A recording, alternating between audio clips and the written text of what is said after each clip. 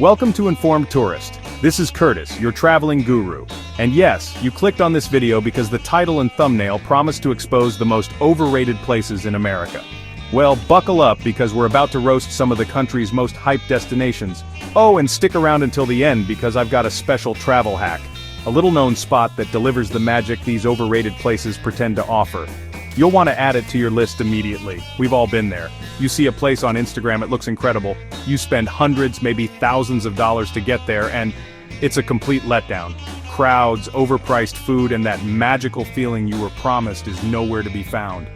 Today I'm saving you from that disappointment. We are counting down the top 10 most overrated destinations in the entire United States, and I'm not holding back. This is the video the tourism boards don't want you to see. I'm not just here to complain though.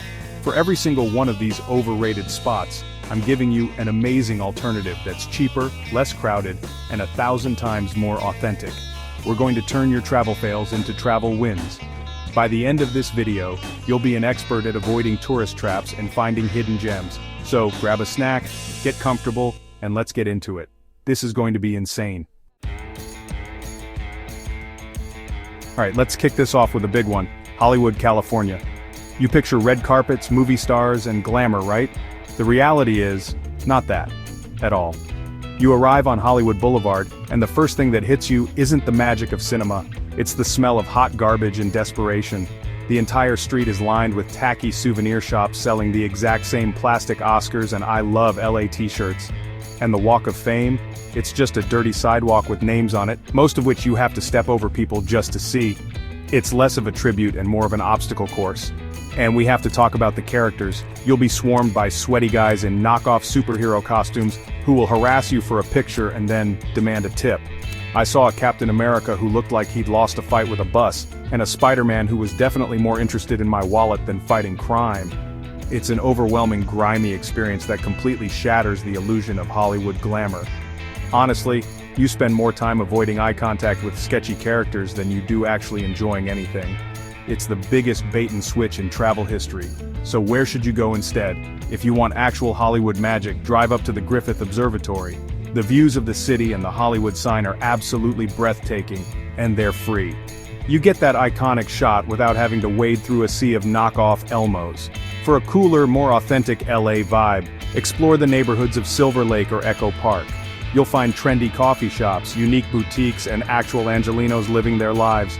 It's 1,000,000 times better than the tourist-choked nightmare of Hollywood Boulevard. Trust me on this. Coming in at number 9 is the one, the only Times Square in New York City. They call it the crossroads of the world, but a more accurate name would be the epicenter of anxiety. Imagine being packed into a space with 300,000 of your closest friends, all of them stopping abruptly to take a selfie. The giant billboards are impressive for about 5 seconds, and then you realize they're just advertising the same chain stores you have in your local mall. It is sensory overload in the worst possible way. You can't walk, you can't think, you just get pushed along by a tidal wave of people. Want to grab a bite to eat? I hope you love Olive Garden or Bubba Gump Shrimp Company because that's the authentic New York cuisine you'll find here. Every restaurant is a massive, overpriced chain designed to trap tourists. There is absolutely nothing unique or local about it. You're paying a premium to eat the same food you could get back home, but with more noise and longer waits. It's a manufactured experience that has zero connection to the real, incredible culture of New York City. It's a tourist containment zone and you need to escape. So what's the alternative? For stunning city views and a way better vibe, take the subway to Brooklyn and hang out in Dumbo. You get that iconic shot of the Manhattan Bridge framing the Empire State Building with cobblestone streets and the beautiful waterfront. It's 1,000 times more picturesque and infinitely more relaxing. Or check out the High Line, an elevated park built on old railway tracks. You can walk for over a mile above the city streets surrounded by gardens, art, and amazing views. That's the real New York. Let's talk about Las Vegas. Specifically, the Strip. It's marketed as this adult playground of ultimate freedom and luxury. But what is it really? It's a 4-mile-long cattle chute connecting massive, smoke-filled casinos where the air is 50% oxygen and 50% regret. Everything is designed to disorient you and separate you from your money. The hotels are so big you need a GPS to find your room. And walking from one casino to the next is a 20-minute journey that takes you through a maze of shops and escalators. It's exhausting. Unless you have a serious gambling addiction or a burning desire to see a magic show from 1998, there's not much to do here. The pools are packed, the drinks are ridiculously overpriced, and the whole atmosphere feels incredibly artificial. It's like a theme park for people who hate natural sunlight. You walk through a fake Paris, then a fake Venice, and by the end of it, you've spent $500 and you're not even sure what day it is. The promise of glamour quickly fades into the reality of smoky rooms and the depressing sound of slot machines. If you want to experience Vegas, get off the Strip. Head to Fremont Street in downtown Las Vegas. It has this incredible old-school vintage vibe with a massive LED canopy, street performers, and a much more relaxed and fun atmosphere. The drinks are cheaper, the stakes are lower, and it just feels more real. And if you need a break from the city altogether, drive 30 minutes to Red Rock Canyon. It is absolutely stunning. You can hike, see incredible rock formations, and actually breathe fresh air. It's the perfect antidote to the manufactured chaos of the Strip. Okay, this one might be a little controversial, but we have to talk about the US side of Niagara Falls. You see the pictures, you imagine this majestic, powerful force of nature, and yeah, the falls themselves are absolutely incredible. The problem is, well, everything surrounding them. The American side gives you a side view like you're peeking at the main event from backstage. You see the water going over, but you don't get that epic panoramic horseshoe view that you see in all the postcards. Honestly, it feels like you're missing half the show because you literally are. To make matters worse, the town of Niagara Falls, New York is bleak. It feels run down and neglected with a lot of closed-up shops and a generally sad vibe. It's a stark contrast to the natural wonder just a few feet away. You go from seeing this incredible waterfall to walking through a town that feels like it's seen better days, and the whiplash is pretty intense.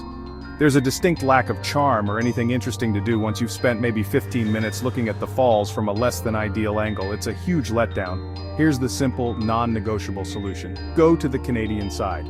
Just cross the Rainbow Bridge and it's a night and day difference. You get the full, head-on, breathtaking view of the Horseshoe Falls. The town on the Canadian side is way more vibrant, with better attractions, restaurants, and an overall more polished feel. But hey, if you can't cross the border and want to see amazing waterfalls in New York, go to Letchworth State Park. It's called the Grand Canyon of the East for a reason. It has 3 huge waterfalls in a stunning gorge, and it's a far more rewarding natural experience. Mount Rushmore, 4 presidents carved into a mountain. It's an icon of America, right? You drive for hours through the beautiful Black Hills of South Dakota, anticipation building with every mile. You park, you walk up the Avenue of Flags, you turn the corner, and there it is. And your first thought is, that's it? I'm telling you, every photo you've ever seen of this monument was taken with a very, very powerful zoom lens.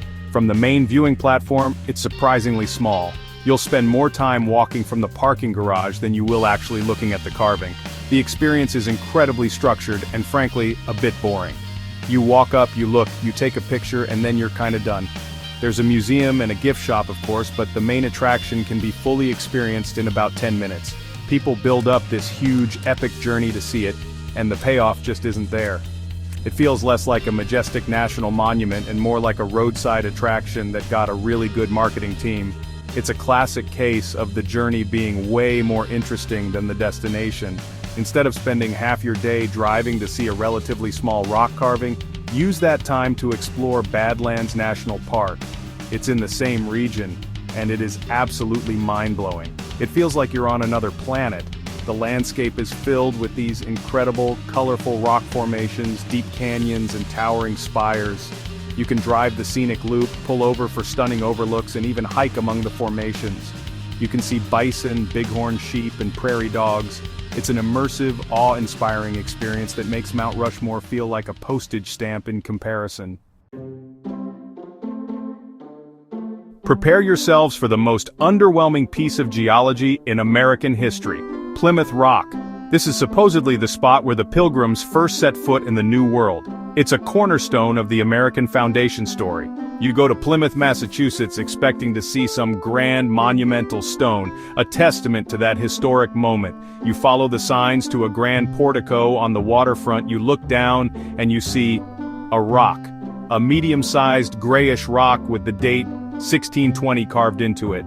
That's the whole thing, it's just a rock. There's not even definitive proof this is the actual rock. It's been moved several times, it broke in half, and it's been chipped away by souvenir hunters for centuries. What you see today is a fraction of the original, housed in what looks like a tiny Roman temple cage to protect it from further damage, or maybe from its own mediocrity.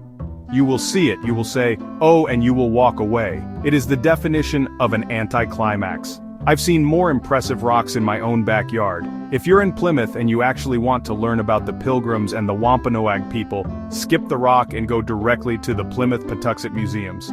This is an incredible living history museum where you can explore a recreation of the original Pilgrim village and a Wampanoag home site.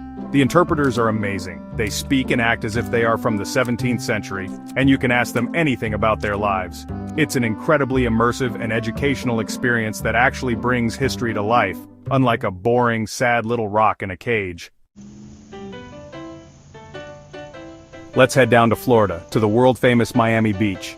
The pictures promise pristine white sand, turquoise water, and beautiful people living their best lives. And sure, the Art Deco architecture is cool and the water is warm, but the reality of South Beach is that it is a chaotic, loud, and incredibly expensive trap. The main stretches of beach are so crowded you can barely lay down a towel without being on top of someone else. Instead of the gentle sound of waves, you hear 15 different Bluetooth speakers blasting competing music. It is not a relaxing beach vacation. Everything in Miami Beach is designed to drain your bank account. A simple lunch will cost you $50. A cocktail? That'll be $25 plus mandatory gratuity. The vibe is very much see and be seen, which can be fun if you're into that, but if you're looking for a genuine escape, this isn't it. The constant traffic on Ocean Drive, the pushy restaurant host trying to lure you in, and the general party-all-the-time atmosphere can be completely exhausting. It feels more like a 24/7 nightclub on sand than a peaceful beach retreat. If you want a real Florida beach experience, get in your car and drive south to the Florida Keys. The further you go, the more laid-back it gets. Key Largo has amazing diving and snorkeling. Islamorada is the sport fishing capital. And Key West at the very end has a quirky, fun-loving, and much more relaxed vibe than Miami. You'll find beautiful, less crowded beaches, stunning sunsets, and a genuine island time feeling that is completely absent from the high-stress environment of South Beach. It's the tropical paradise Miami only pretends to be. I know I'm going to get hate for this one, but let's be real about Disney World for adults without kids. It's often called the happiest place on Earth, but it can easily become the most frustrating and expensive place on Earth. Let's start with the cost. A one-day ticket can be over $150. Want to park your car? That's another $30. A bottle of water? $5. A single churro? $7. Before you've even ridden a single ride, you've spent a fortune just to exist inside the park. It is absurdly expensive. Then there are the lines. You will spend the majority of your day standing in lines. You'll wait 90 minutes in the sweltering Florida heat for a 3-minute ride. You can pay even more money for their Genie Plus system to skip some lines, which just adds another layer of cost and complexity to your day. By midday, you're hot, you're tired, your feet hurt, and you've only done 3 things. For kids, the magic might be worth it. But as an adult, the cost-benefit analysis just doesn't add up. It's a marathon of waiting and spending. So if you're an adult in Orlando looking for thrills without the Disney price tag and crowds, go to Busch Gardens in Tampa. It's only an hour away, and it has some of the best roller coasters in the entire country, combined with an awesome zoo. The lines are shorter, the tickets are cheaper, and it's geared more towards an older audience. Or, if you want to escape the theme parks entirely, check out Orlando's natural springs, like Wekiwa Springs or Blue Spring State Park. You can swim, kayak, and see manatees in crystal-clear 72-degree water year-round. It's a natural paradise that costs a fraction of a Disney ticket. Next up, we're going to Philadelphia to see a symbol of American independence, the Liberty Bell. This is an icon. It's a piece of history. You've seen it in textbooks your whole life. You imagine a powerful, moving experience. You get to the Liberty Bell Center, you wait in line, you go through security, and you enter a small museum with exhibits about the bell's history. The anticipation builds. You round a corner, and there it is, hanging majestically with Independence Hall framed perfectly in the window behind it. It's a great photo op. And that's it. You've seen the bell. You can't touch it. You can't ring it. You just look at it. You take your picture, you read the placard, and you're done. The entire experience from entering the building to leaving can take as little as 15 minutes, and that includes the security line. While the history is undeniably important, the actual experience of seeing the bell is incredibly brief and, let's be honest, a little underwhelming. It's one of those things you feel like you have to see, but once you do, you're left thinking, okay, now what? Here's the pro tip. The Liberty Bell is housed right across the street from a much better attraction, Independence Hall. This is the actual building where both the Declaration of Independence and the U.S. Constitution were debated and signed. You can take a guided tour and stand in the exact room where it all happened. It is so much more powerful and immersive to be in the space where history was made, rather than just looking at an object from that history. So see the bell, get your photo, but dedicate the bulk of your time to the tour of Independence Hall. It's the real main event. For our final overrated spot, we're heading back to California to the world-famous Venice Beach. It has a legendary reputation for its bohemian spirit, its quirky street performers, and its anything-goes vibe. And that's all true. You will see bodybuilders at Muscle Beach, incredible skateboarders at the skate park, and more street performers than you can count. It is a spectacle of humanity, and it can be incredibly entertaining. But there's a side to Venice that the postcards don't show. The bohemian vibe can often feel gritty, and the quirky atmosphere can sometimes feel sketchy. The famous boardwalk is often overcrowded, and you'll be navigating a sea of tourists, souvenir shops selling identical cheap sunglasses, and an increasingly aggressive homeless population. While it's important to have compassion, the atmosphere can feel tense and unwelcoming for visitors, especially families. The whole place has a layer of grime that's hard to ignore, from the overflowing trash cans to the general state of the boardwalk itself. It's an interesting place to people watch for an hour, but it's not the idyllic Southern California beach experience many people are hoping for. If you're looking for that beautiful classic California beach day, you have so many better options. Drive north to Malibu. The beaches there, like Zuma or El Matador, are absolutely stunning, with dramatic cliffs, clean sand, and a much more relaxed, upscale vibe. Or head south to Orange County and visit Laguna Beach. It's an artsy town with gorgeous coves, tide pools, and a much cleaner, more family-friendly atmosphere.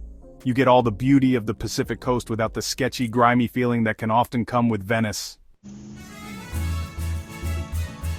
So there you have it, the 10 most overrated places in America. But I promised you a special travel hack at the beginning. A place that delivers real magic.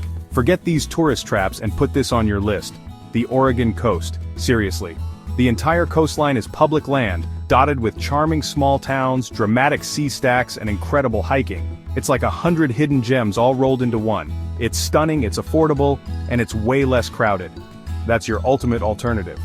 Thanks for watching Informed Tourist. Please hit the like button and subscribe. It's free and supports the channel. Now enjoy these next videos.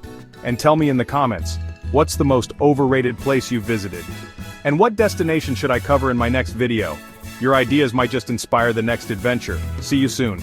Remember, the best travel experiences happen when you step off the beaten path. Don't just follow the crowds, do a little research, find the local favorites, and create your own adventure. This channel is here to help you do just that. We've got a lot more destinations to explore and a lot more tourist traps to expose, so make sure you're subscribed so you don't miss what's next. Thanks again for watching, and travel smart.